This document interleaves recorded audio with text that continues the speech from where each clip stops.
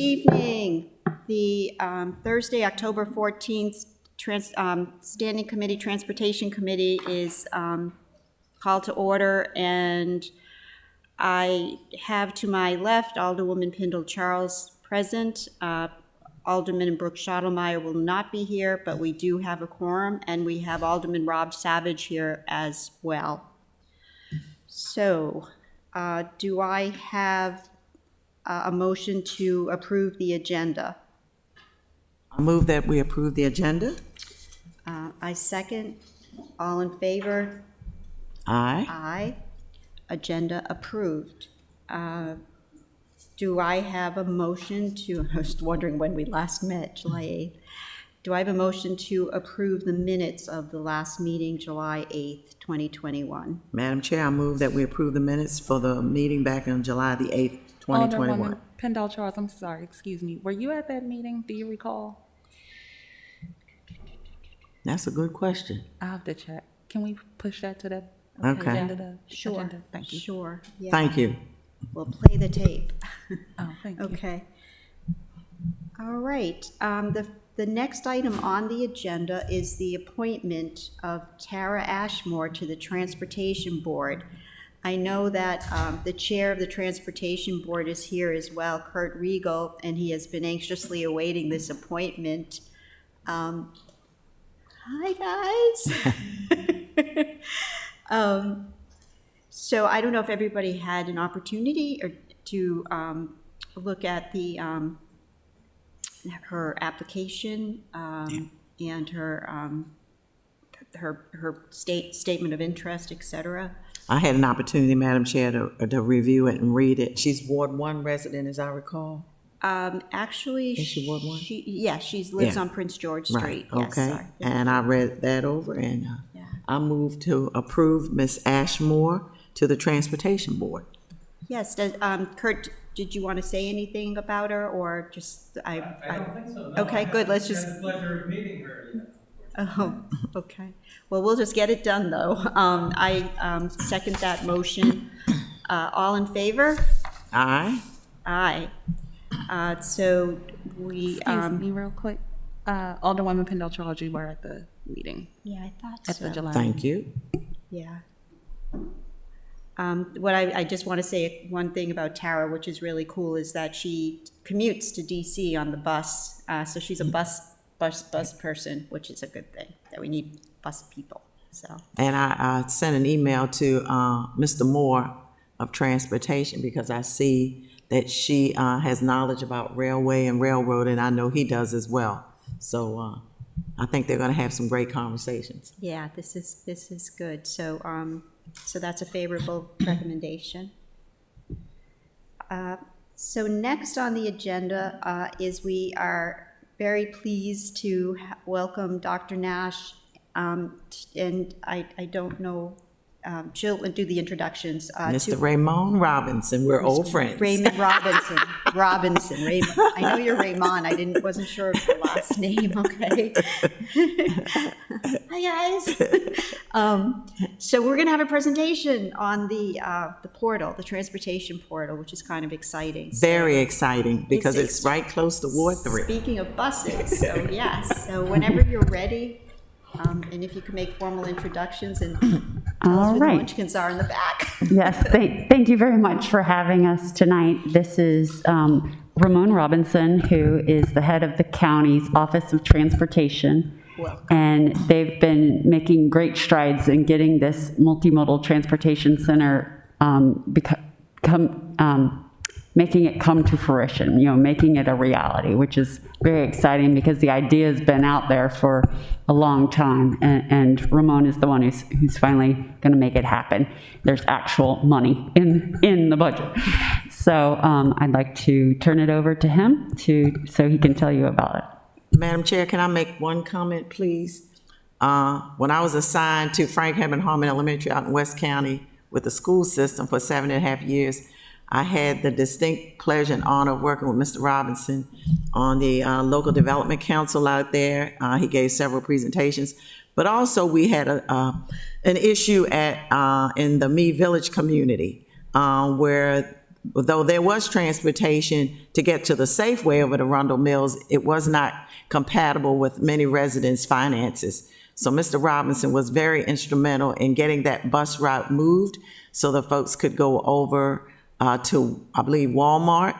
And that was a huge, huge undertaking, and it took about a year and a half or so, but Mr. Robinson kept at it. Even though I had left, I kept in touch with him, and he's been so very gracious to have that done. And I want to say wonderful kudos to him. He's been a wonderful county transportation director. So thank you, Mr. Robinson, for coming here today.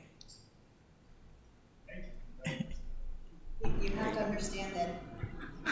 You have to understand that Alderwoman Pendle Charles, she's either your friend or she's related to you. No relation that we know of. So thank you, Ms. Pendle-Charles. So my name is Ramon Robinson with Anne Arundel County Office of Transportation. And the two future transportation practitioners behind me are my two daughters, Sydney and Simone. So they were roped into this afternoon. And thanks for the introduction, Dr. Nash, to kind of wanted to bring to you guys just a little bit of what we've been doing as it relates to the Parole Transportation Center. As it was stated, this has been something that has been around for a little while. Even upon my coming in 2016, there were conversations about what had happened before and, kind of where we were and with the hope of having some type of multimodal transportation facility, specifically in the Parole Town Center area, because if you date back to, I believe, the early 90s, the Parole Town Center master plan actually had been talking about a facility all the way back to that point. So a couple of conversations with Dr. Nash and others and talking to some of the community folks and being able to identify funding at the regional level to get a study to be done. And then it actually coming to fruition to having it as a part of the capital improvement program for the county now. This is kind of where we are. So we definitely want to just kind of give you guys an overview of how we got to this place, where we are now, and then give you the chance to kind of ask any questions that you may have. So I have 14 slides. I promise I won't talk through every slide. And would we want to wait till the end to ask questions? That's your call. Yeah, let's That's wait. your call, We'll wait to the Madam end to Chair. ask questions. Okay. Okay. Perfect. So the background of this is, like I just stated, there are a number of services that we have that are now currently operate to and from the Westfield Mall. So, the lot services that we have, whether it be in Annapolis or Anne Arundel County, and they serve that common location. So we, as well as the city of Annapolis, everybody's prescriptively supposed to do a transit development plan. Essentially what that is like every 5 year, a playbook as to what you're going to do as it relates to providing transit services. So it's usually a short range plan, but it has a lot of long range characteristics associated to it. So it's kind of like if you've got a long range plan, these are kind of the incremental steps to help you get there. And within that, we had services that were developed. The city of Annapolis had services developed. MTA had services developed. Everybody's developing these services. And so we want to figure out what will be the best way to create connection, right? Because the connection right now being at the mall, but how do we make it a more vibrant, transportation, user-friendly location? So in 2019, once the study was actually done, we included this as a part of our priority letter for MDOT. So every year, the county submits a priority letter to MDOT of what their priorities are. And so this was actually included in our priority letter. And this was prior to the study that we done that was completed. So the purpose of the study was not too much different from what had happened in previous years, except this time what we wanted to know is what will be the best location. And we wanted to get a concept layout, right? So we did dig a little bit deeper as to what this could actually look like as a facility. So there were roughly about 5 different locations in the study that have been identified. Out of the 5 locations that have been identified, 2 sites were actually selected as 2 of the most viable sites. One site was the Westfield Mall. The other site was the Harry S. Truman Park and Ride Lot. So not going through every single detail, you can kind of see how they compare to each other, what type of building type we would want to have there, Is transportation network companies, your Uber and Lyft, along with demand response, is that possible at either of those sites? Is there parking capacity at the sites? Now, we'll get into that because you can see that there's a stark difference there between the Westfield Mall site and the Harry S. Truman site. Could there be bike storage there? Is there expansion potential there? What bus routes are actually passing through there currently, and what does that look like between the two sites? Site access, when we talk about mobility, we talk about transit services, it's all interconnected. Every transit trip ends and begins with the ability to safely walk to it. So does the site have walkable and bikeable access that is safe, and vehicular access? Can the buses ingress and egress out from either of these locations in a safe manner? Because when you do have good ingress and egress, you have good operation. So we looked at all of these things, and all of these things were our considerations when we were able to identify these 2 sites out of the 5 sites. I'm breaking my own rule here about asking questions. What does the additional bus miles mean? So the additional bus miles mean, is it going to be situated or set up so whereas it doesn't have to do a lot of continuous circulation to get to where the bus bays are? And so what you will see in the slides further down is kind of how it's oriented, and then how it's actually closer to where the roadways are. Well, that's a great question, though. So this is just kind of an idea of what we did. So again, transportation and land use is always going to be something that is combined together. So what we had the consultant to do was to look at these sites and kind of do a situational appraisal, if you will, or kind of a station area assessment of what it would look like. So if we're looking at the land use and we're looking at the facility, it's the land use consummate of where the facility would actually be. And so this is what this shows you for the Westfield Mall site. And this is what it shows you for the Harry S. Truman site. So specifically what we're looking for is the land use going to be something that we could have that's beneficial when you're talking about including multiple modes of transportation, with the emphasis being on transit travel in these locations. And so what you can see is that there's definitely land use that is supportive of having these types of developments. So from there, we did, like I said, we wanted to have kind of a building concept. So along with the feasibility study, the consultant did kind of give us an idea of what a concept would look like based on the size of the facility. So we'll be looking for an interior waiting room that could hold about 30 to 40 customers at a time, restrooms, customer service office that will probably be no larger than 3,000 feet, but no smaller than 2,500 square feet. And so I don't know if you can see this really, but these are kind of their concept sketch drawings where you can kind of see where the inside of the building would be. So this is just kind of an overlay. This is a overhead where you can kind of see. So where you asked the question about the miles, you can kind of see where Bestgate Road there and the facility and the entrance into the mall, it's all kind of connected. So you don't have to do a lot of circulation. You can just kind of come in, and you'll have, for the buses that will be on one side, they can come in one way, and then the buses that will be on another side will be able to come in another way. So you have some direct pointification, if you will, to get to the facilities. So this is the concept of what it would look like if it were actually built out. I want you to pay attention to the parking, because remember we talked about the parking, the differences in the parking between the Truman parking lot and the Westfield Mall site. So the Westfield Mall site is a little bit smaller as it relates to parking, because Truman parking lot, it's an actual parking lot. So that's where you see the difference there. But the thought would be that you will probably not have as many people parking and riding per se, because it is going to be a transportation facility and transportation hub. The other part too is, depending on how this all pans out, there could be some opportunities to have some additional parking along the site. And this is just another concept look of what it would look like if it were finished today. So the same thing for the Harry S. Truman site. So one of the other caveats between the Westfield Mall site and the Harry S. Truman site is the ability to have 2 additional vehicles. So you can see the vehicles that are assimilated there. So you have, that looks like 7. 7 or so vehicles on the top side and then 4 or so vehicles on the bottom side. So you are able to get roughly about 2, or depending on the size of the vehicle, with 2 more vehicles than you would on the Westfield Mall site. But again, this would also be a site that would be encompassing more of the regional travel. So just thinking about the person that's coming on to the transportation board, they're probably utilizing one of these sites to get to that commuter bus to get them to DC. So this would probably be one of the sites that they're utilizing. And this is another overhead look with a concept.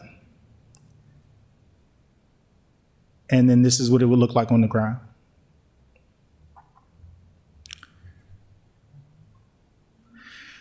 So just, again, giving that brief overview because I want to make sure that we can answer all of your questions. We started this process by doing a feasibility study. That feasibility study was actually a part of the Unified Planning Work Program, which is through our Baltimore Regional Transportation Board. The project actually qualified as a regional project because we are looking at pulling together these different transit sources.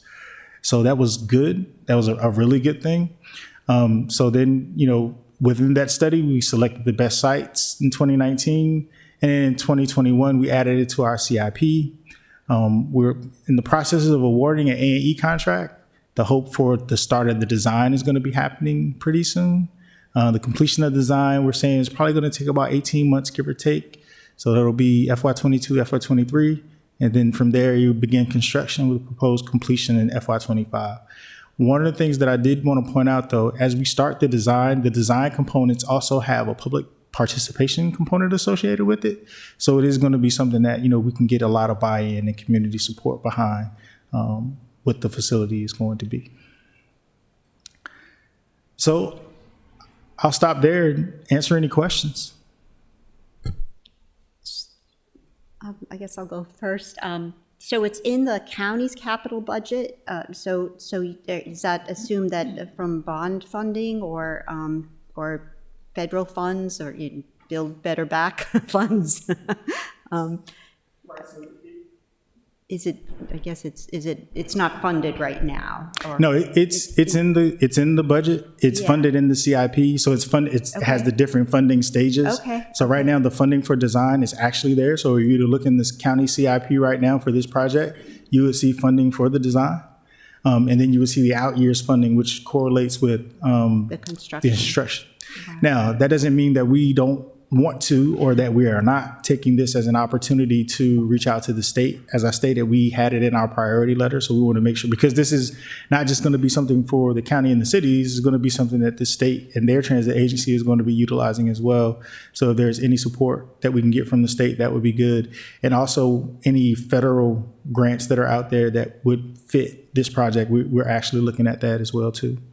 So for those of us that don't know so how does this work as far as the route? I mean, is this going to be the origination of all routes, or could you talk about that a little bit?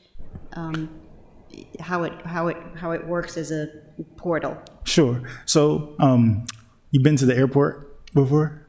You've been to the airport? Yes. Right. So in the airport, you kind of have like a waiting area, and then you have the different portals where the different planes go to different places. That's kind of how I equate it for people to kind of understand how that works.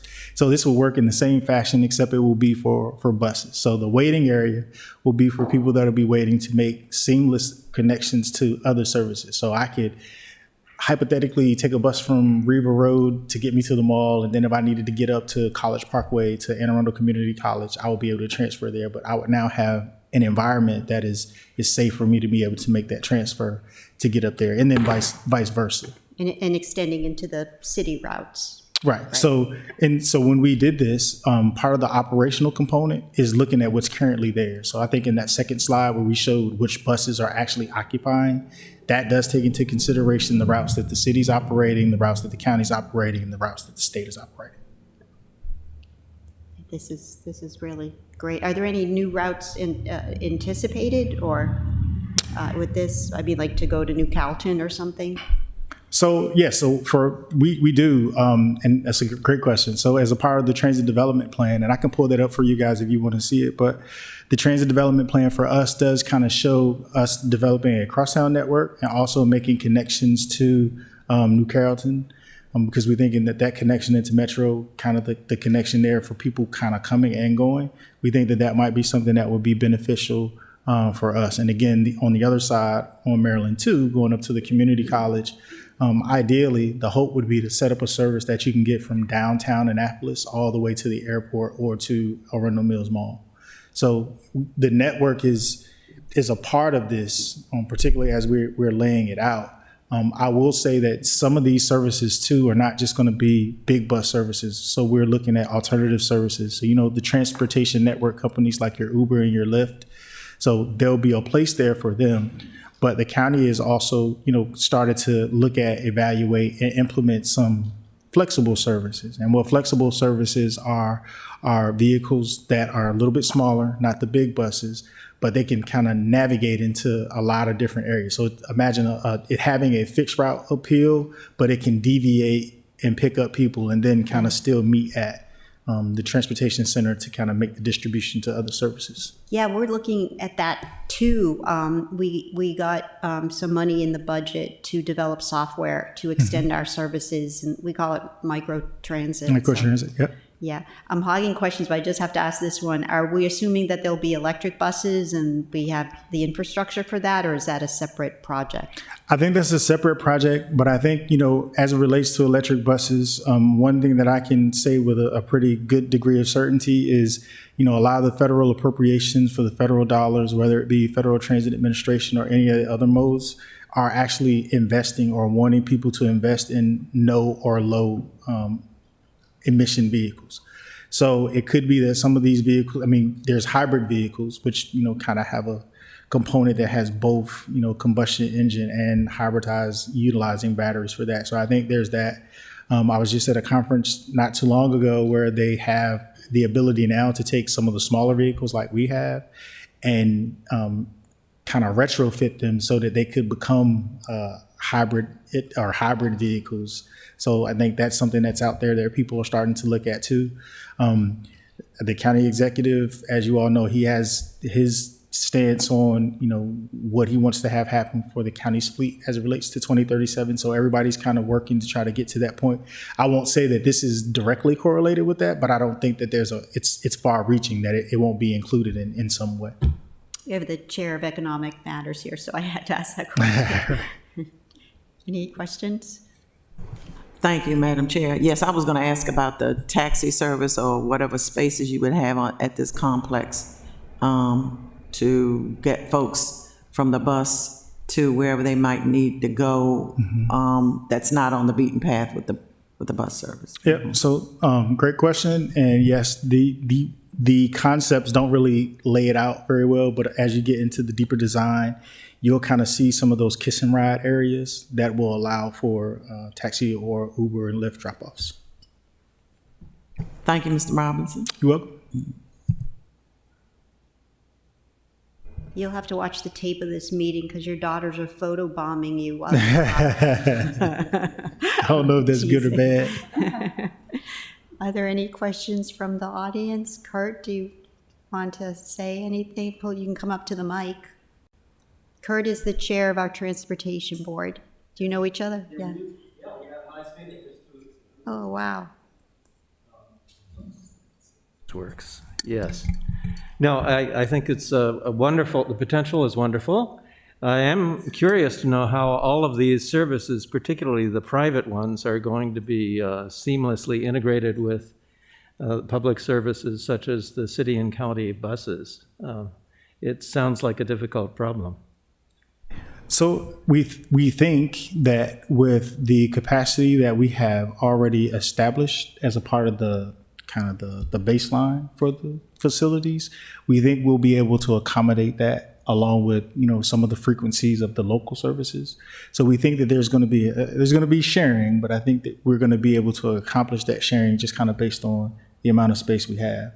And this also doesn't preclude those providers from going to the Truman parking lot, which is where a lot of them go now, is to the Truman parking lot. So the question will be, if you're trying to get to more local services, how do you make that connection? And I think that that'll be really mostly about making sure that the services are connecting the two areas together. Then the only other issue I would raise would be the one for, is this going to spawn a need for additional infrastructure? For example, I'm delighted to hear that you're planning to have storage spaces for bicycles, but the connectivity between the location and other places in the city and county for bicycles is poor. So this definitely will take into, like I said in the beginning, we want to make sure that it's a transportation center. So the infrastructure that allows us to be able to get to it is going to be key. And I think kind of identifying the land uses too, that kind of helps us as well. So, we've already got different programs as a part of the capital improvement program to implement and put in more infrastructure as it relates to bicycles and as it relates to sidewalks. So all of this just kind of, it works in tandem, right? So I'm hoping for nirvana, but I'm a practitioner. So, but I think it all kind of works in lockstep. And the other part to remember about this is, particularly for the mall site and even somewhat for the Truman site too, this still is all incorporated in a part of the parole master plan, right? So the parole master plan has some different, I won't call them widgets, but different prescriptive things that are associated with improving or making better infrastructure for biking, walking, transit, things of that nature. So all of that kind of goes together. I would also like to mention that Ramon's office has been very helpful working with us to look at how we extend the Poplar Trail so it does connect to the mall. So they had a grant that is looking at county section. We just received a grant that'll look at the city section, and hopefully all the stars will align and we'll be able to extend Poplar Trail westward, so it's a safe passage via bicycle to the mall. And I would be remiss if I didn't point out the Parole Mobility Study, which is the transportation component of the Parole master plan, the Parole Town Center master plan. That's on the county's website. Actually, I wish I could pull it up and show you guys, but you can kind of see there where exactly what you just talked about, the networks and the prescriptive aspects of how is the infrastructure going to be laid out to support it. It's all there so that you can see that too. Great. Speaking of stars aligning, I know that one of the concerns with we had a Forest Drive sector study, and one of the missing or concerns was the transportation route. So is there buses? How does it sort of pigeonhole with that, Dr. Nash? I mean, with this, it just seems like it would be advantageous to introduce more buses on Forest Drive, perhaps, or accessibility, because I just remember that was a big concern of the. Well, I mean, Forest Drive has pretty good bus coverage. Already? So, I think there are areas it would be nice the bus routes could be expanded to in the city if there was funding. Yeah. Like up MB Beach Road. I know that's often a comment we hear. But, I think any way we can encourage people to get on the buses, more people to get on the buses, then that's going to help us with our goals in the Forest Drive Eastport sector study. And this just makes it more enticing because it's easier to get where you need to go. I know a lot of people ask about time and waiting, and how I know Washington D.C. is pretty good about that. How many minutes before the bus arrives and where it is on an app and all that stuff. Is that's sort of work in progress with this, or? I think so. So I think it's kind of all happening in a parallel fashion. Right. So right. I think every agency in the country right now is looking for, a leg up as it relates to just making the level of comfort for passengers that much better. And so when you have technology that's available, that's definitely something that helps. The other part that goes along with this too is, having a very variable types of transportation services. So everything is not going to be, a bigger bus. Some things are going to be bigger bus because it's kind of a line haul, right? So Forest Drive, if you get more people, you have more buses that are kind of doing like this, but then you're going to have other areas where You wanted to kind of deviate and kind of meet, where you're kind of creating your own transportation network. So all of that kind of comes into play. Now you're starting to have the conversations as it relates to what is it that's going to make the service successful. So passenger comfort is definitely going to be one, service coverage is definitely going to be another, service span is going to be another, and service frequency is going to be another. So all of those things have to kind of work in tandem. And I think, everybody's trying to get there, right? It's not going to happen overnight, but I think, there's these steps that are perennial, that everybody's kind of moving towards, that are kind of making it that much more beneficial. There was a Central Maryland Regional Transit Plan that just took place. There's a lot of significant information there in that plan talking about how to create this seamless network that kind of brings the region together. So there's a lot of good stuff in there. And ideally, they did identify different nodes or hubs. And one of the hubs was the Parole area. So that's, again, all these things are moving in the right direction. And our MPO, the Baltimore Metropolitan Council, is doing a lot of regional work. They've really started the last few years. They've shifted the way they've do their funding, and now they are doing a lot more studies themselves with regional impact. And I think that's probably been a good shift because the projects are very professionally done, very much have a regional impact, and they've been looking at things like best practices for CIP development, how to include equity in your CIP, how is MDOT managed now, and what ways could it be managed differently that might improve regional access to transit? So that they're doing some really good work up there in Baltimore. I know. I remember I was really fortunate to attend one of their meetings when I was acting mayor. It was yeah, no. So thank you. We can't lose sight of the objective of this offering so much connectivity, especially in a world where, everybody thinks they can stay at home and be virtual, but the connectivity is so important right now, and in the equity of access to jobs and education, and so good. Well, so Alderman Savage, do you have any questions? You're good? Okay. You asked one of my questions, so thank you. Okay. I know, I asked all the questions. Well, thank you. Comments. What's that? Oh, comment.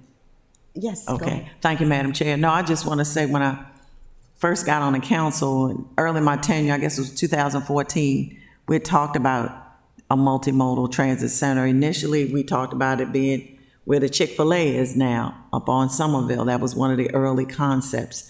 But I'm thrilled. It's close to us. It's necessary. I think it's in the perfect place. Lots of space and room.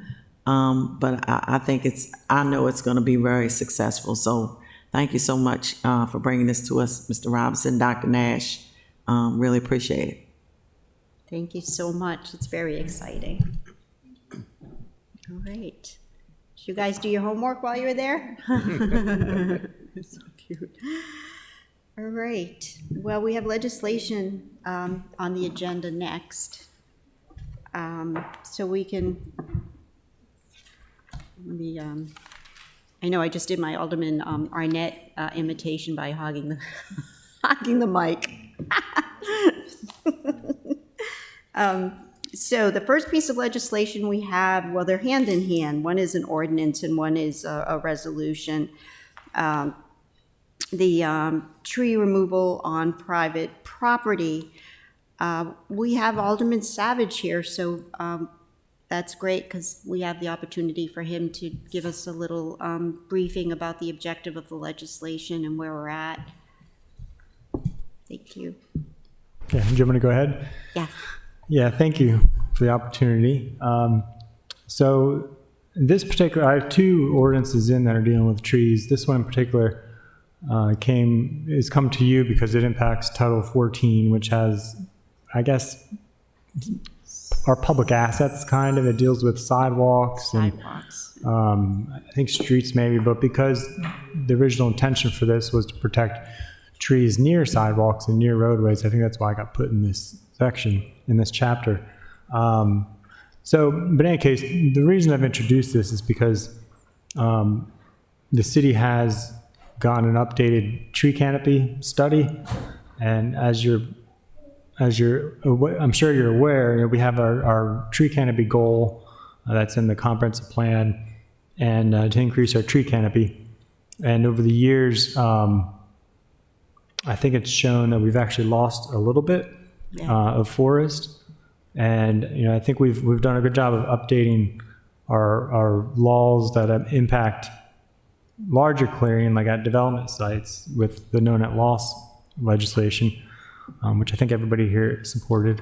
But in any case, with the latest report, and I'm looking at the Environmental Commission, they put together a, report from the recommendation from their committee, and they actually go through how the most recent assessment shows that, which was completed in 2021, so the researchers at University of Vermont Spatial Analysis Lab indicated that between 2011 and 2017, we did experience a net loss of tree canopy with an absolute loss of 107 acres. So they were saying these losses were most concentrated on private property, where property owners removed trees and did not replace them. So the key recommendations from the report include prioritizing preservation of existing tree canopy, strengthening tree protection ordinance, and managing the risks of tree canopy of new development. And they also say in the report that we'll continue to experience tree cover loss if we don't kind of close the gap. So that's kind of the gap I'm trying to close. And that's the gap with, again, the private property. That's what the data is showing. The commission also goes on to say that the losses directly undermine the city's efforts to improve water quality and create more resilient community,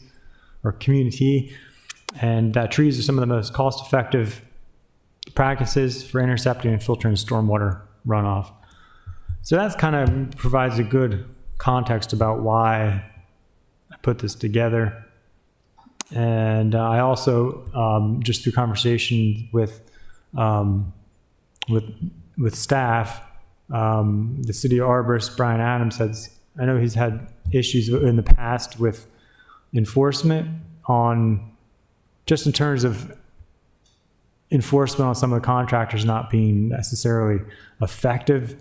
And what I mean is that if a contractor can come, and a contractor often comes and can just remove a large tree near the public right-of-way, and he felt that the fines weren't quite sufficient in that regard. So I'd put in a provision in here that would say that if a contractor has, I think it's 2 violations in a year, that they basically get put on kind of a blacklist. They can't get any permits for a year until that year passes. And so I think that puts a bit more, a penalty on the contractors because we really want them to get a permit and speak with the arborist about those trees and speak with the Department of Planning and Zoning. So, and also, I guess for further context, this is not, so right now, for what's in the code currently is we do protect trees in the front of the property. Well, not necessarily the front, but anything that's near a public street, within 50 feet of a public street, that falls under the current code. And so anything over, I think it's 5 inches, they have to get a permit to remove from the city. Could I interject on that one? Because that's the thing that confuses me about the public testimony. These are trees from the right-of-way to, or do they include trees in the back of the property? Well, the current code is only trees near a road. So it could be usually the front, but it could sometimes be the side of the house if it's on a corner, but usually the front. And so again, that's current law, and it's 5 inches or a larger tree. What I'm proposing is it'd be anywhere on private property, but it would be only trees that are larger than 23 inches. Right. I didn't want to go, I think if we did smaller trees, like the 5 inches all over the property, that'd be a bit too burdensome and I think too impactful to the residents. That's why I thought these larger trees, which really are the ones that are most important to protect, And so it would require that they have to get a permit to remove those trees. It doesn't prevent them from doing so. If it doesn't prevent anybody from doing maintenance on the trees, they don't need a permit to do maintenance. But if they're looking to remove it, and again, with these large trees, they're really going to be hiring an arborist anyway to take it down, because large trees you can't really do. People can't do themselves. They're just too large. They need a lot of equipment, a lot of workers, and it's very dangerous. So since they're hiring a contractor anyway, this would say that they'd have to essentially do an assessment and buy an arborist, and that would get provided to the city with the permit. And so the city's arborist would have a chance to review that report to determine if he or she agrees and would ultimately approve it or not. What was the logic in the 5-inch, like if they're saplings or something, you said no permit? Is that my understanding, that you don't need a permit for 5 inches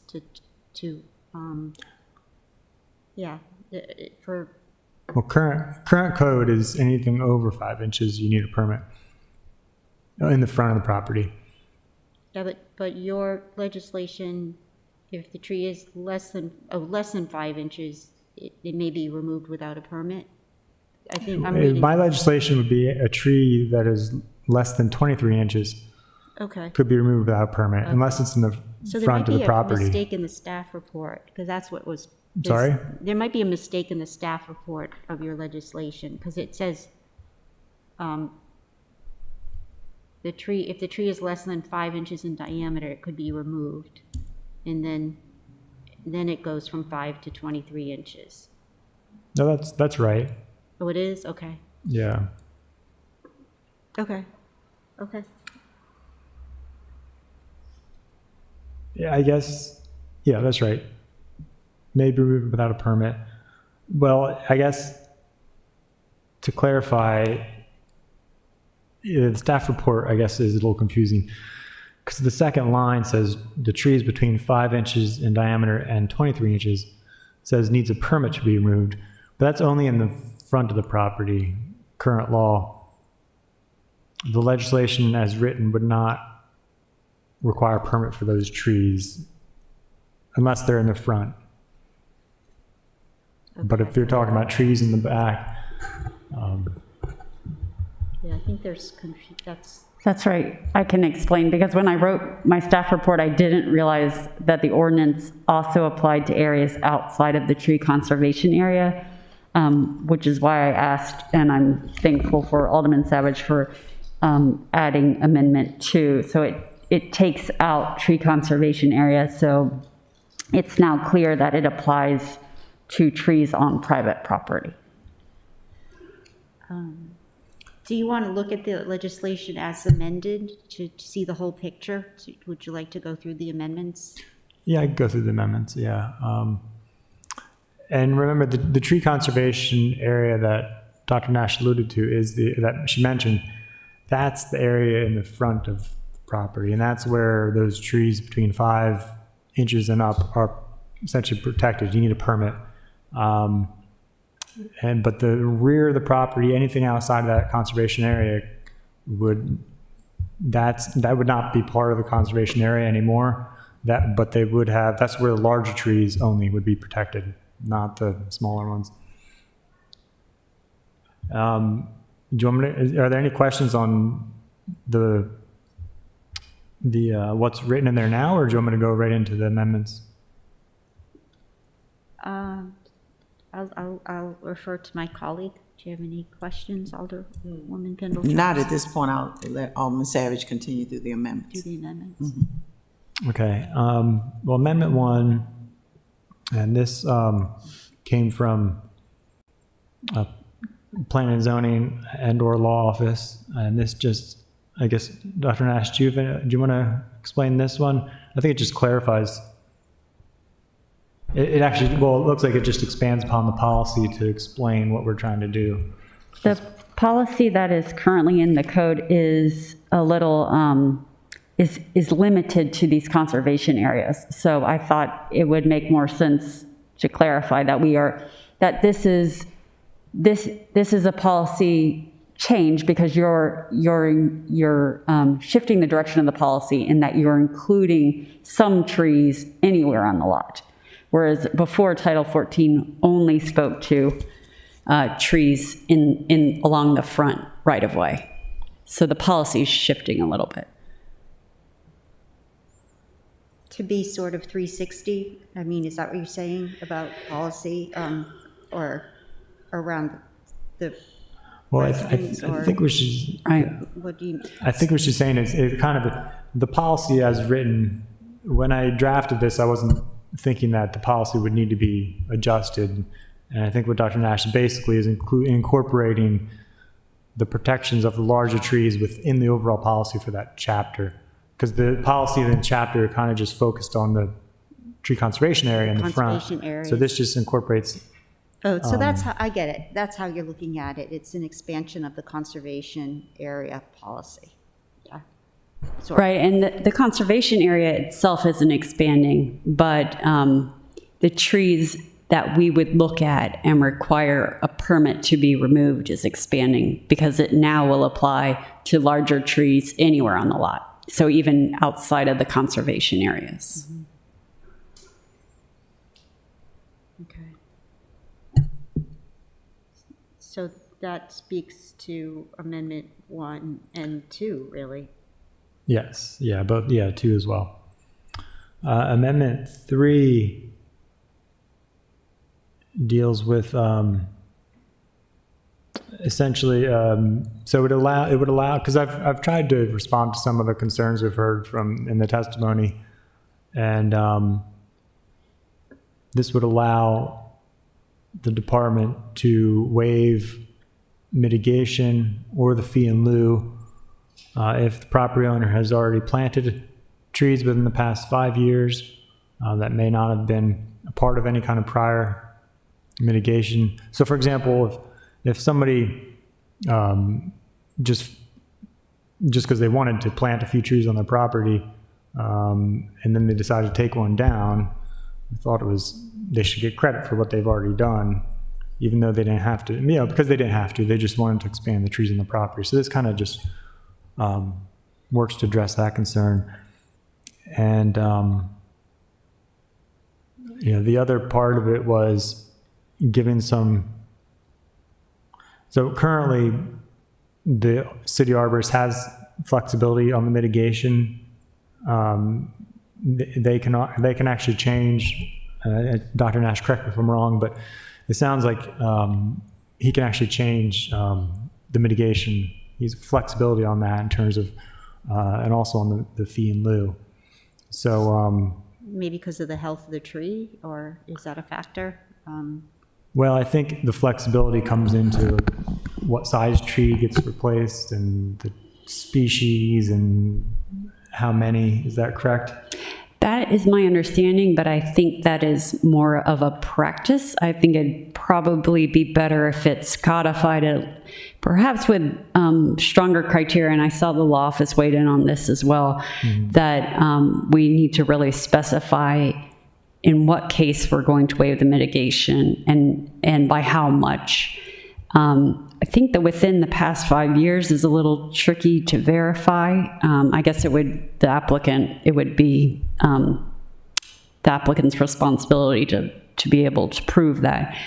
But I know that can be tricky because we have that with critical area buffer management plans, although I think it is 1 year. I'm not sure if you know that, Alderman Savage, but I'm just wondering if 5 years maybe is a little bit too much time. I might, I should know this, but I thought we didn't give them the option of fee in lieu of with mitigation. Did we still have fee in lieu of? We raised it, we adjusted I'm getting confused with housing. Yeah, this is completely separate. Yeah. Completely separate from the forest conservation. I'm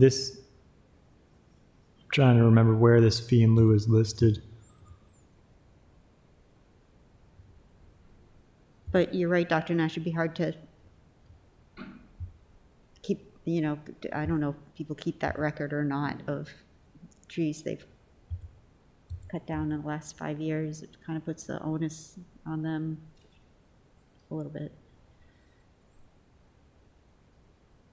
But Yeah, it might be difficult, but I think it'll at least give the owner an opportunity to get some credit for that, and it'll be up to the city arborist to determine if the trees are younger. It should be pretty obvious that they were planted within that period of time, because they'll still be of a smaller size. so that, the objective there is to be sensitive to the cost, right? Yes. Which was the concern from the testimony. Yeah, and the fee in lieu, I think Mr. Adams said it was $350 per tree. So if you don't have room to plant a tree, it's $350. So we can certainly look to change that as well if that's, because I think even Mr. Adams has said that's probably a bit too high. And I just learned that today. So that is certainly something once I find the reference in the code, we can look to change that. I don't know, Dr. Nash, do you know where that is in the code? I will look in the appendices.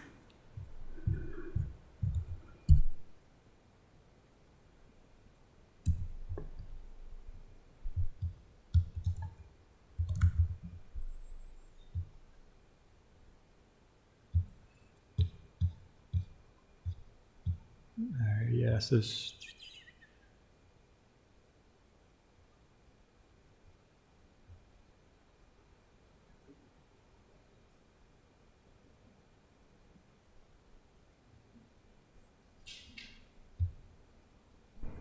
Well, she's looking, what is the permit cost? I couldn't find that anywhere. $100. Okay.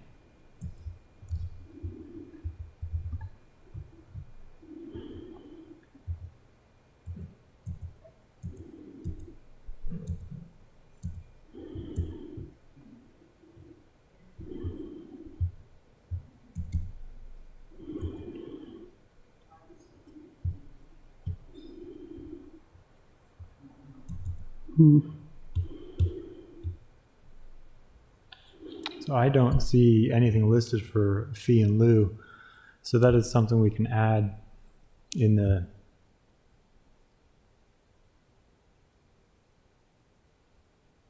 that is something we can try I to don't add to see it this either, legislation. so it might need to add it. Is that just, you think, an internal policy at this point? I'm not sure. Okay.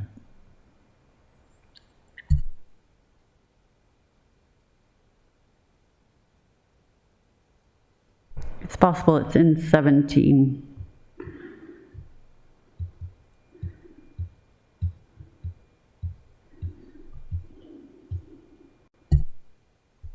So if that's something that the committee would recommend,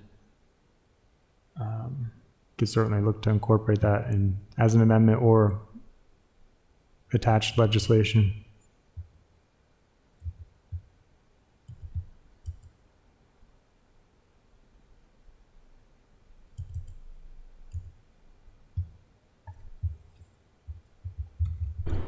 It's not 17 because in 17 the fee in lieu is $1,250 per tree.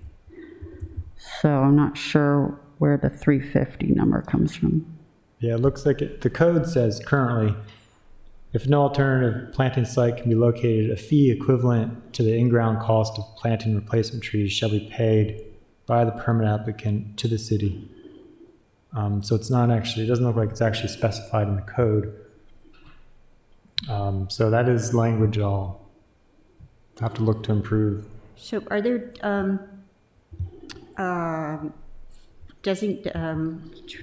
to plant a tree elsewhere, is there direction on that at all? In the tree mitigation, it's different than sort of a commercial project where they can have a designated replanting area. What does a resident do? Would they? That probably wouldn't be a viable option for most people because when we allow off-site parking, planting, we require typically an easement on those trees. And, that would be kind of tricky for one person, a single family homeowner to get an easement on someone else's property for a tree. But that is a policy that could also be addressed, because I have heard complaints about how that makes it very hard to accommodate this planting. Someone who wants to plant a tree but can't fit it where it's supposed to go. And they don't want to have to go through the effort of getting the easement. Yeah, and it does kind of specify certain areas that we would like to see the tree planted in, the mitigated tree.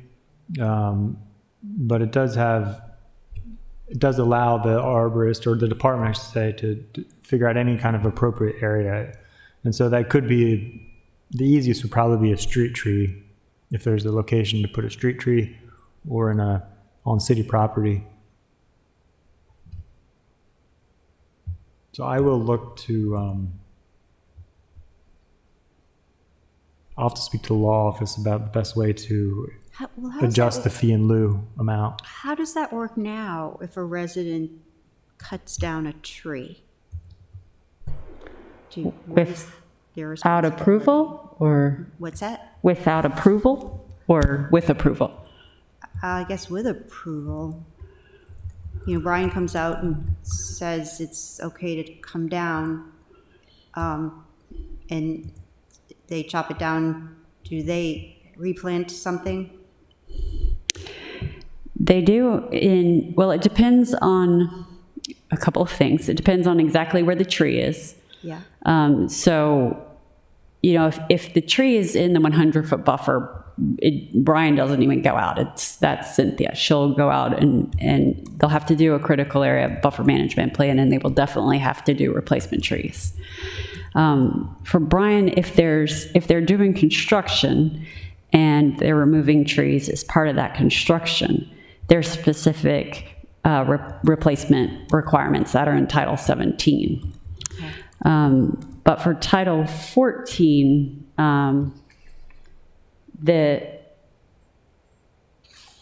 there are replacement trees. Well, it's in the ordinance. It's on page 3, line 19. There's a table. And so it is based on the size of the tree. Okay, there you go. Okay. So I will speak to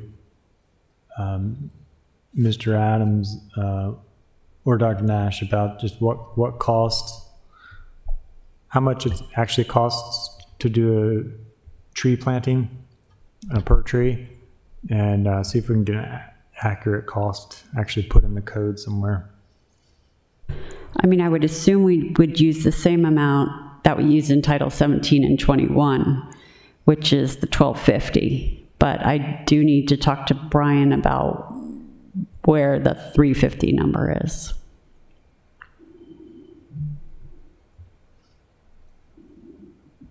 Okay, where is the citation for the 17? Which part of 17 is it? 17?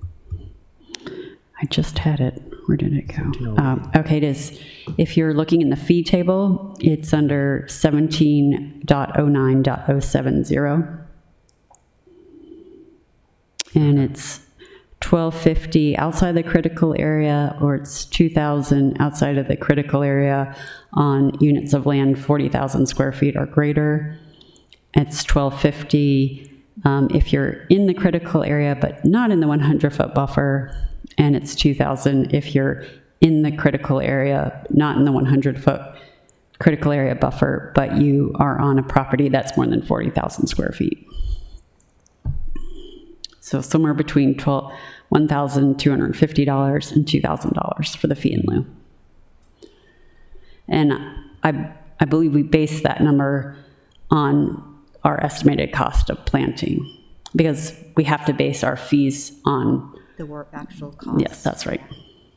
Not a penalty. And Amendment 4 is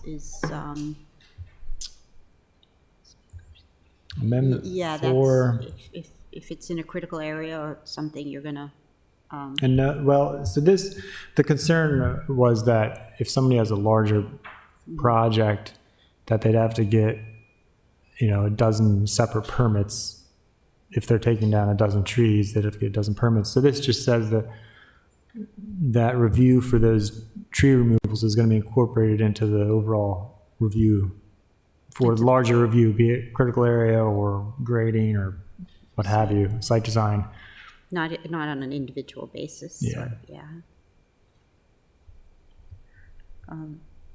Dr. Nash, could you just speak to the enforceability of this legislation a little bit, or do you have any comments? Well, I mean, the way it works now is most of the time, people contact us and say, can I take this tree down? I mean, so I expect a similar process to be occurring. I mean, we need to get the word out if we're changing direction here and now, no matter where that tree is on your property. If it's a big tree, you need to get approval. So, definitely we need to get the word out about that. And the other thing is, I lost my train of thought. So I don't think it's easy when the tree is in the front yard because we can drive by, and see it from where we are. So there might be situations where we get reports of a violation and we can't really tell if there's been a violation because we can't go into someone's yard. I'd say, a lot of the trees, people are taking down trees is in conjunction with development. So those we're going to get because we're looking at the whole property. So I think for the most part, as long as people know that we have this new law, they're typically, most people, at least as far as I know, are pretty good about contacting our office. Just to not lose sight of the objective, we have not met our tree canopy. Do you have an opinion if that is due to the residential trees versus commercial trees, or any? Most of our tree loss is in our residential districts, and a lot of it has to do with age of the trees that we have, various tree blights that have happened over the years. Also, I've noticed, this is anecdotal, but it seems like people get scared. Maybe it's as trees get older, they get very scared about the trees falling on their house. And I know because I am married to a tree worrier who is always obsessing about the branches of the tree and where they're going to fall and if the wind blows this way. And, so it seems like that kind of anxiety about damage to property drives a lot of tree removals. There's also a lot of trees that have been neglected. Older trees, they're covered in vines. They're pretty much dead. So, and that's just happened as the invasive vines have taken over. So I think those factors explain a lot of our tree loss in the city.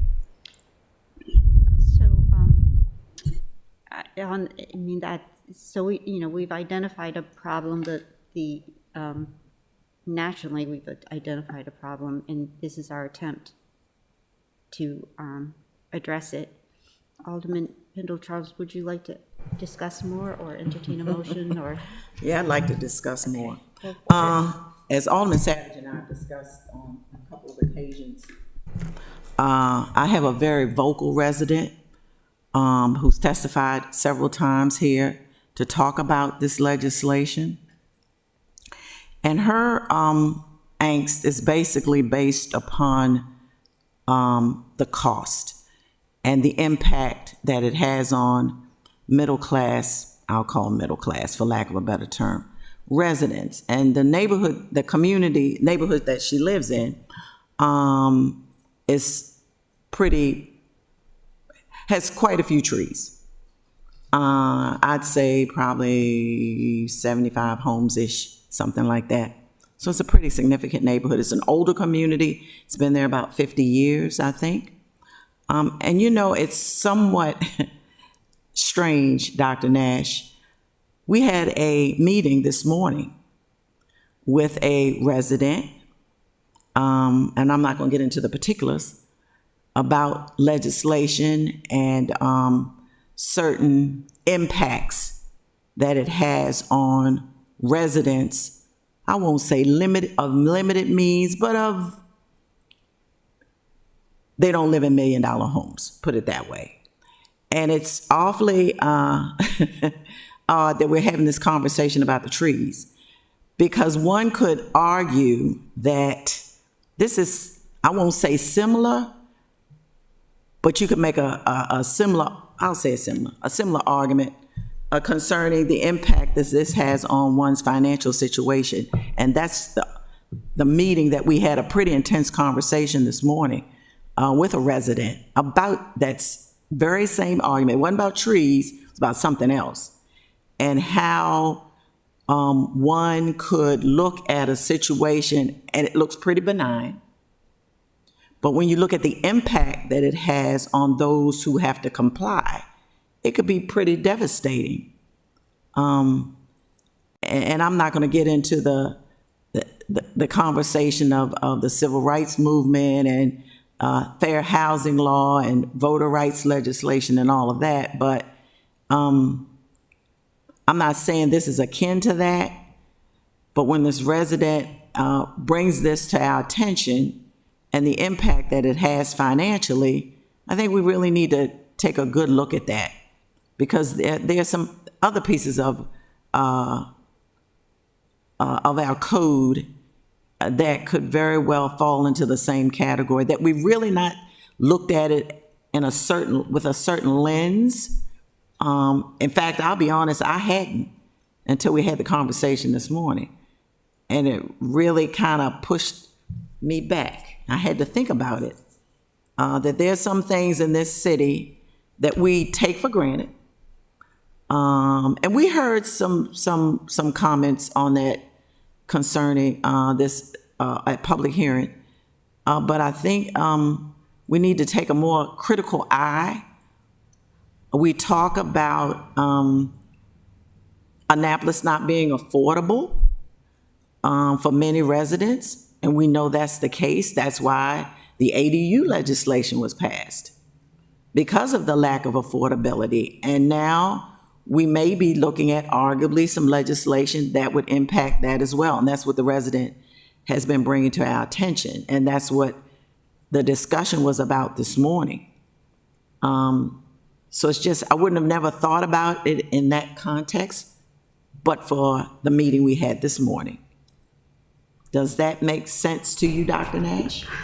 That is an excellent point. I think you should mention, because it's a similar situation where you have to have a certain amount of access to be able to navigate the conditions that would even allow you to get a permit for tree removal of over 23 inches, much less be able to afford either 4 replacement trees for that one tree or a fee in lieu that would be, $5,000 fee in lieu if we're going by the Title 17 numbers, and maybe those aren't right, but still, I think we forget that there's a lot of people in the city who that's that's a lot of money.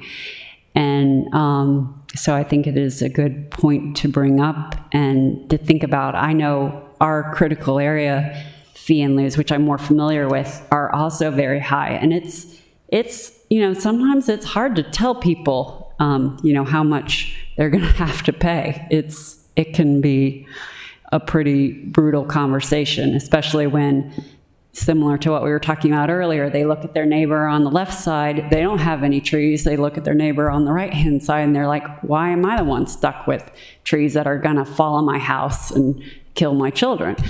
So it can bring up a lot of issues. I think that's a good point for council to discuss, because it's an important policy decision. Mm-hmm. And to be fair to my colleagues, after we're done tonight, for about 5 minutes. I'm going to explain to them what that was all about this morning, because it was extremely revealing, extremely. And it's only fair to them that I explained it to them. Yeah, it can be very impactful economically. And we passed it. Are we aligned with the ADU legislation that we passed, where we're looking at affordability, but then we look at this, arguably, it runs into the dollars. So that's something that we really need to take, like I said, a critical look and a critical eye at. And you know, there are those, not necessarily like the person that comes and testifies about this, but there are other people who don't necessarily realize the impact that it has until it impacts them. And they aren't the ones that we see coming to the microphone on Monday nights discussing this until it happens to them, and then it's too late. And so then, of course, I had the tornado. Now, how that impacts this, because we had quite a few trees. And but for, I guess, insurance that would cover it, we would have had a really, really bad way in Ward 3. We're a very, very, very middle-class neighborhood. It's a mixed community, I'll say that. But in order for them to have had to do something about that, would have been devastating to my residents. So, but no, to my colleagues' deference, I will explain to you what happened this morning, and I think it's very telling. Thank you. I think your point is well taken. I did go out to Sandra's house. She wasn't there at the time. I think, I'm not sure if it was who lives with her, but the gentleman. But she backs up to she backs up in that neighborhood has. So it's it's unfortunate because for the legislation is really for the, for the greater good, if you will. We all should agree that we need to increase our tree canopy. But I think there might be this feeling that people are cutting down their trees intentionally and assuming that's everywhere or something. But at the same time, it appears that we may be punishing people that choose to live in a wooded, next to a wooded area. So I think the public needs to know that it's not so much the permit in identifying the tree before you cut it down, it's our mitigation requirements that need to be more sensitive to our residents in a very equitable way, so that it doesn't get pushed back, because this is legislation that shouldn't get pushed back. I don't know the answer, and I think the only way is to address do we?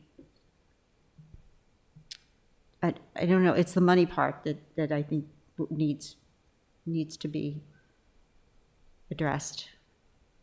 It just seems it's a little right. Go ahead. Thank you, Madam Chair. So I think we're missing a important component of this aspect of this. I don't think it's right to assume this is going to cost people money. In fact, I think it's going to save people money, because, again, these large trees cost thousands of dollars to take down. You can't do it yourself. You have to pay somebody else thousands of dollars. What this does is just simply make sure that if you want to take down a large tree, you're going to have some oversight by the city arborist to make sure it actually needs to come down, because there are people who go around, there are predatory arborists who go around and make people who, especially they go to elderly and convince them to take down the trees when they don't have to come down. There's no chance of them, well, there's always a chance of them falling, but ones that aren't likely or may not need to come down. So this at least says, well, look, because the thing is, if they want to take down a large tree, they're already going to be spending a lot of money, right? So this adds a small cost if they're looking to take it down, except for the mitigation, I acknowledge, but the mitigation we can adjust. I'm open to doing that. Maybe we can look at it more at Environmental Matters next week. But I just ask that you take into consideration that part, that the oversight this provides. Because again, that could ultimately save people money. If they submit $100 to get a permit and the arborist looks at it, and a lot of times the arborist will even come out before there's, I believe, even if before there's a permit submitted, to come out to look at a tree for somebody. I know he's been willing to do that, so he'd come out for free and look at a tree, and again, save somebody from spending thousands of dollars to take one down. He has a lot of good advice for how to take care of a tree and maintain it. But if somebody who has but I completely acknowledge the mitigation may need to get adjusted. If a tree is damaged by a storm and needs to come down, I think, or if it's some imminent danger to a structure, the most important thing we want is to make sure everything, the property and everybody is safe on the property. So we don't want to be hindering any kind of maintenance in that regard. So maybe there's something we can work in here where, but still, if they're taking down a large tree, they're going to have space to replant, right? But maybe we can connect them with, we're doing a tree giveaway right now, so they can get replacement trees for free. And I know BGE does that periodically for Arbor Day. So I think there are plenty of options we can guide people to if there are concerns about the mitigation costs. Is get them added to that list for an Arbor Day tree. But again, just that oversight I think is important. That we give people assurances that it actually has to come down, and before they actually spend thousands of dollars to do so, and avoid the whole predation aspect. Go ahead, Alderwoman Pendle Charles. Thank you for that, Alderman Savage. And I'm going to be perfectly frank and honest. Until that intense conversation this morning, I'm not saying I would have voted for it, but that really, truly opened my eyes to a lot of things. And like I said, I'm not going to talk about it online. I'll talk to you offline. But, all of our wards are different. My ward doesn't have necessarily the wherewithal, the finances to do some of the things that other wards have to do. And I have to look out for the residents in my ward.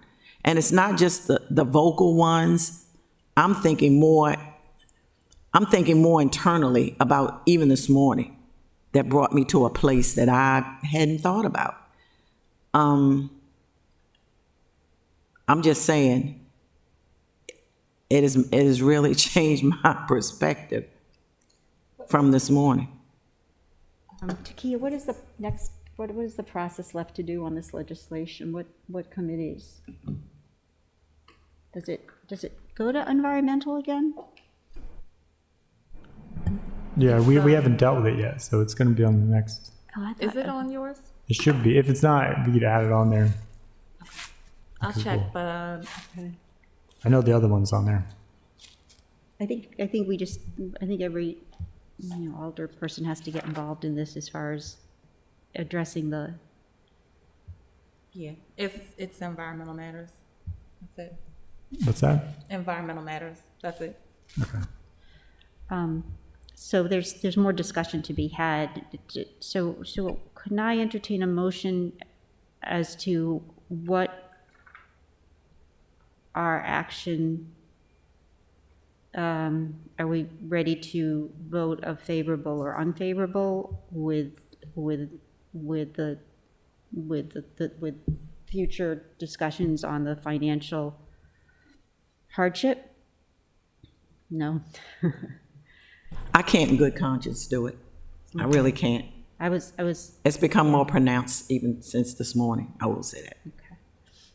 I was willing to give it a favorable, subject to discussion on addressing the financial hardship. Do you want to make a motion and then we'll both vote? Or is, I mean, you can always take no action on something.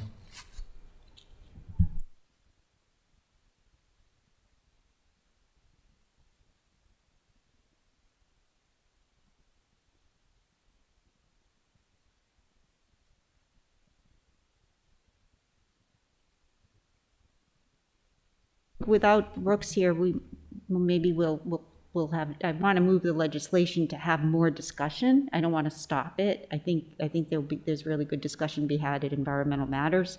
So I'd like to just propose that we take no action on it tonight. Is that fair? Yeah, I'll make a motion that we take no action on this tonight. Okay, I second that, and all in favor say aye. Aye. Aye. It's just, Dr. Nash, do you have any opinion on any other way to make this work? So that we save the trees? I mean, it's just unfortunate that it's interpreted as punitive. I mean, we have two ways to encourage behavior, carrots and sticks, and this is more of a stick. I mean, maybe we look at more carrots. I mean, that's going to take money, but you guys are in charge of the money. Yeah, that's what I was thinking, is it would be nice if we had, more of a carrot, like like the tree giveaway, and then introduce more waivers for financial hardship or something. I mean, I have neighbors in, Truxton Heights with woods every which way, and they're not, yeah, okay, all right. All right, we gave it the college try. The resolution, that's just the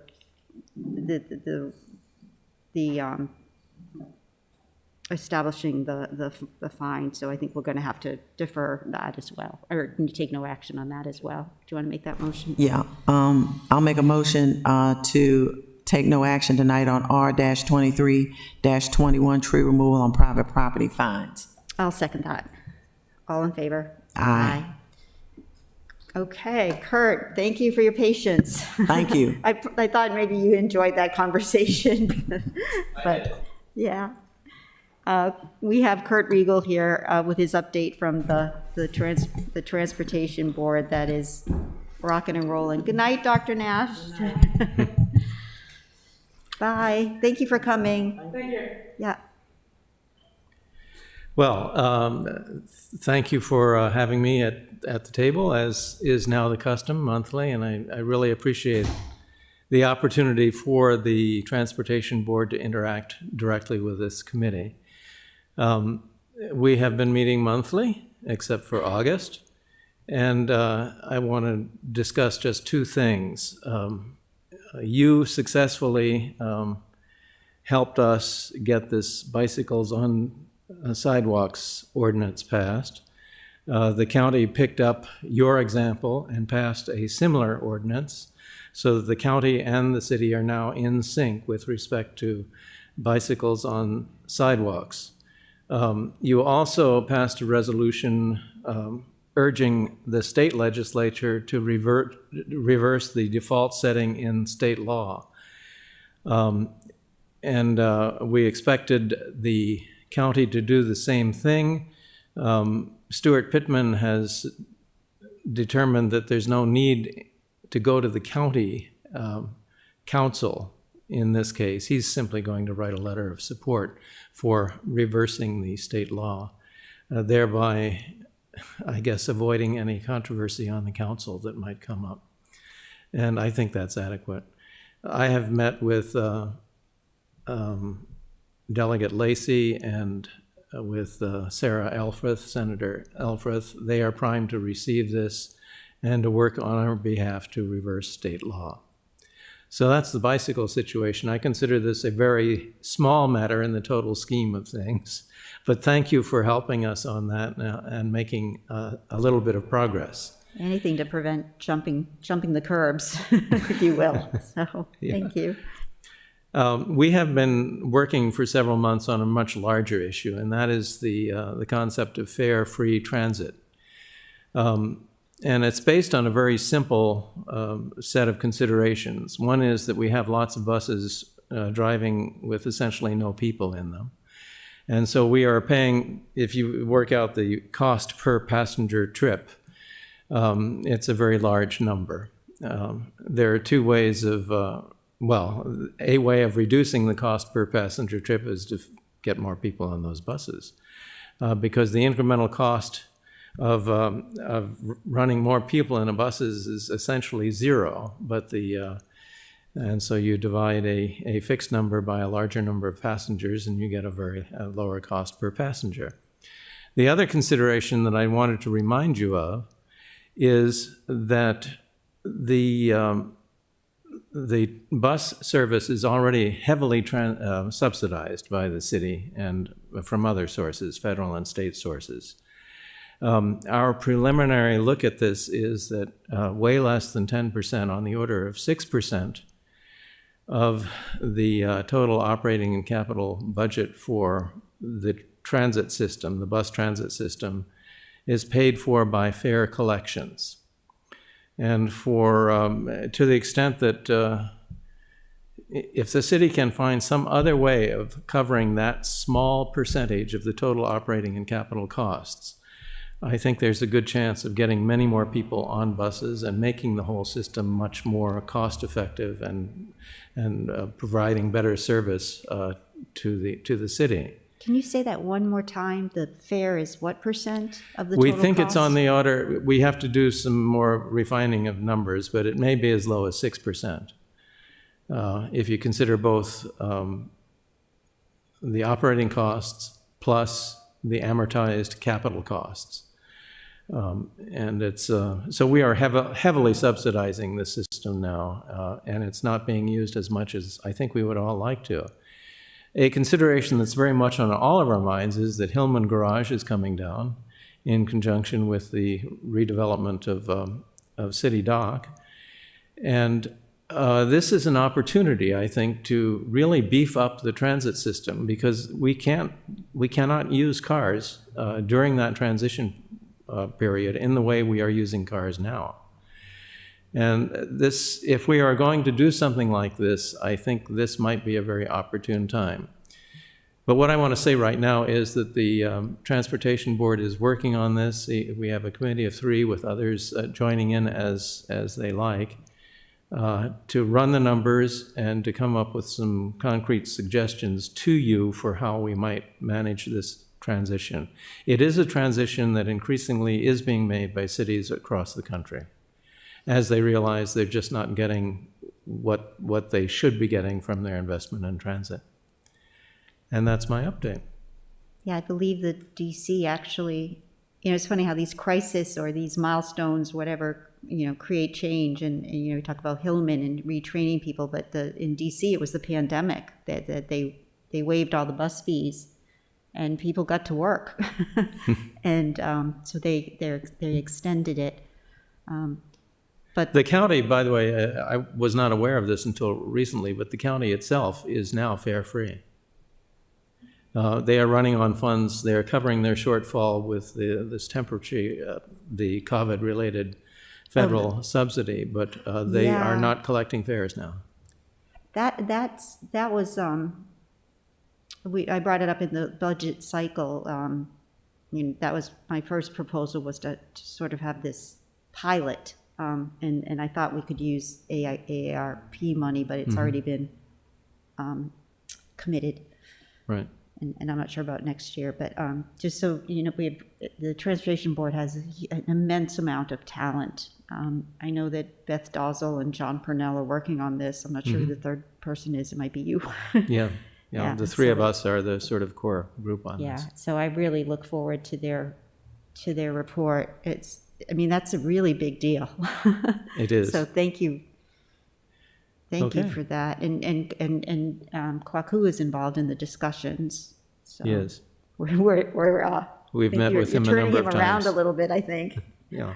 I'm not sure if he agrees on the 6%, but I don't know. Yeah, that's a number that really needs to be pinned down quite firmly. And we're looking at all the numbers. It is a blizzard of confusion.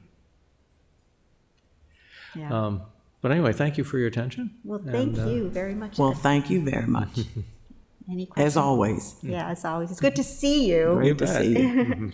All right, well, that's it. I will take a motion to adjourn. I make a motion to adjourn. I will second that. All in favor? Aye. Aye. Oh, no. Your minutes.